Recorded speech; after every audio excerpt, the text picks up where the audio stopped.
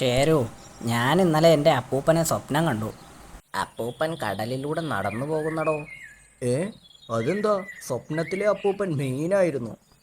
അല്ലടോ, ഒരു തടിയിൽ കയറി തുഴഞ്ഞു പോയതാ. അതിനിടെ ഒരു ദ്വീപിലെത്തി. പക്ഷെ തടി ഒഴുകിപ്പോയി. ഏ എന്നിട്ട് തടിയില്ലാതെ അപ്പൂപ്പൻ എന്ത് ചെയ്തു? ഒരു ചുവന്ന ഇലയിൽ കറുത്ത പെയിന്റ് കൊണ്ട് എന്നെ രക്ഷിക്കണേ എന്നെഴുതി. ഏ കറുത്ത പെയിന്റ് എവിടുന്ന് കിട്ടി? ഹോ, സ്വപ്നമല്ലേ, അതൊക്കെ കിട്ടും.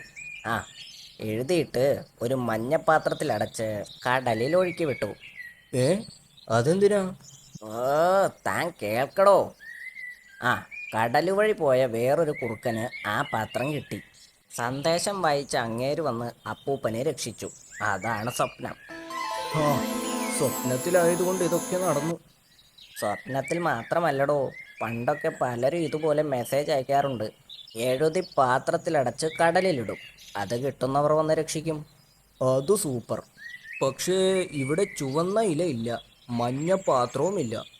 ഇല ചുവപ്പ് തന്നെ വേണമെന്നില്ല, പാത്രവും ഏതെങ്കിലും മതി. വെള്ളം കയറരുതെന്ന് മാത്രം. അതുമാത്രം പോരല്ലോ, കറുത്ത പെയിന്റ് വേണ്ടേ? അതിപ്പോ കരിക്കട്ടയോ കറുത്ത കായോ ഒക്കെ മതി. എന്താ താൻ ആലോചിച്ചത്? ഏ, താനെങ്ങോട്ടാ? ഇപ്പൊ വരാം. എൻ്റെ അപ്പൂപ്പൻ ഒരു മെസ്സേജ് എഴുതി പാത്രത്തിലാക്കി വിട്ടിട്ടുണ്ട്.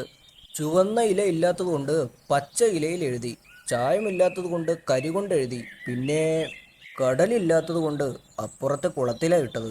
ഏ